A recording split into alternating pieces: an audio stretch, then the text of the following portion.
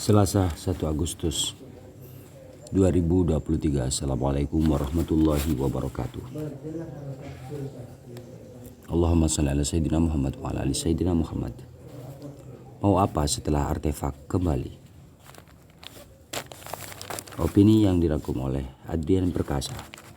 Belakangan ini, publik dan berbagai media di Indonesia memberikan perhatian atas kembalinya lebih dari 400 karya seni dan peninggalan bersejarah dari Belanda. Artefak tersebut sebelumnya telah lama tersimpan sebagai koleksi beberapa museum di sana. Kondisi itu tidak bisa dilepaskan dari konteks kolonialisme atau penjajahan di masa lalu.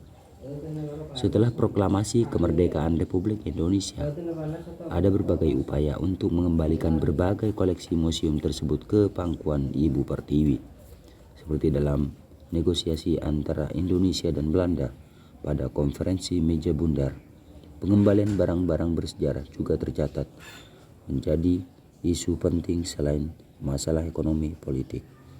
Tentu saja kita patut bersyukur bahwa upaya yang dirintis sejak awal kemerdekaan Indonesia tersebut harus berlanjut hingga kini. Bahkan dibandingkan masa-masa sebelumnya, momen pengembalian koleksi bersejarah ini bisa dibilang keterlibatan pihak Indonesia lebih besar. Kondisi itu tidak bisa dilepaskan dari peran aktif tim repatriasi koleksi asal Indonesia di Belanda maupun Direktorat Jenderal Kebudayaan. Terlepas dari seremonial serah terima koleksi bersejarah tersebut, setidaknya terdapat dua hal yang harus menjadi perhatian Indonesia pasca pengembalian koleksi bersejarah asal Indonesia. Dua hal itu bagian dari kesimpulan penulis dari penelitian selama menjadi fellow dalam program Joint Fellowship antara dua lembaga riset di Belanda, yakni KITLV dan NIOD, mengenai kajian koleksi museum yang terkait dengan kolonialisme. Pertama, masih minimnya penelitian dari pihak Indonesia, terutama terkait provenience asal-usul benda-benda koleksi museum.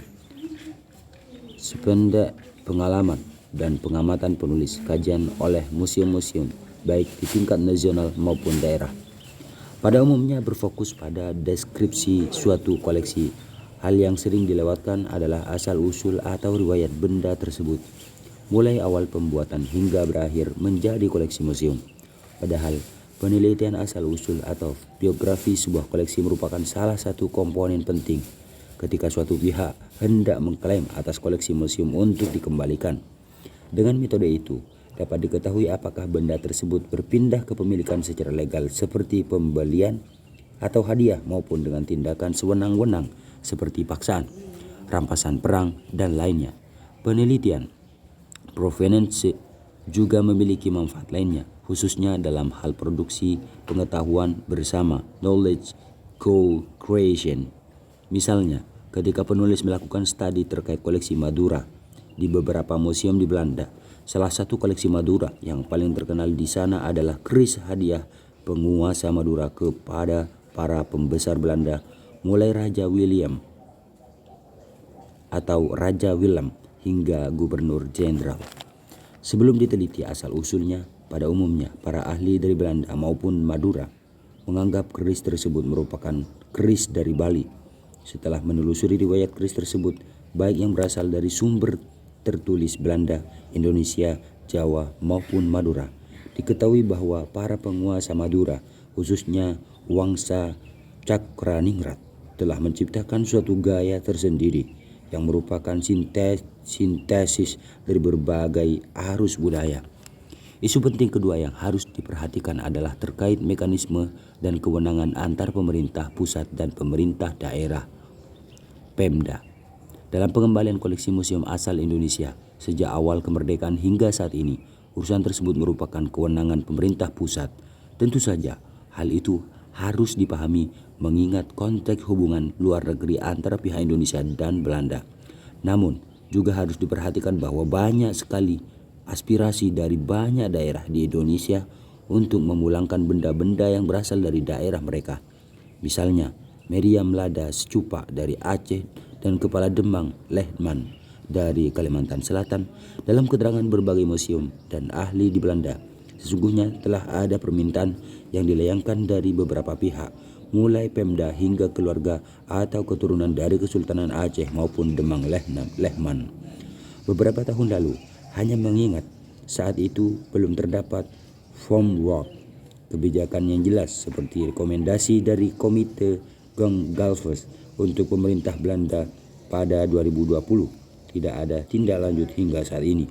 Tentu saja, aspirasi dari banyak daerah tersebut juga perlu direspon pemerintah pusat. Tidak hanya untuk menentukan penempatan suatu benda koleksi setelah dikembalikan, melainkan juga diperlukan mekanisme yang jelas bagaimana permintaan dari daerah-daerah itu juga menjadi bagian dari kebijakan terkait upaya pengembalian benda-benda asal Indonesia di berbagai museum di Belanda. Apabila telah terdapat mekanisme yang jelas berikut kewenangan masing-masing pihak, harapannya berbagai aspirasi yang telah lama mengemuka dari daerah bisa terakomodasi dengan tepat. Jangan sampai ketika benda-benda asal Indonesia telah dikembalikan justru muncul polemik, misalnya saling klaim kepemilikan. Namun apabila mekanisme tersebut telah berjalan dengan lancar, bisa jadi hal yang sama bisa diterapkan untuk pengembalian koleksi asal Indonesia di negara lain dan berkontribusi besar dalam upaya pemajuan kebudayaan. Oleh Adrian Perkasa, dosen Departemen Ilmu Sejarah Universitas Airlangga, Fellow KITLV dan NEOT untuk penelitian koleksi kolonial museum-museum di Belanda. Assalamualaikum warahmatullahi wabarakatuh.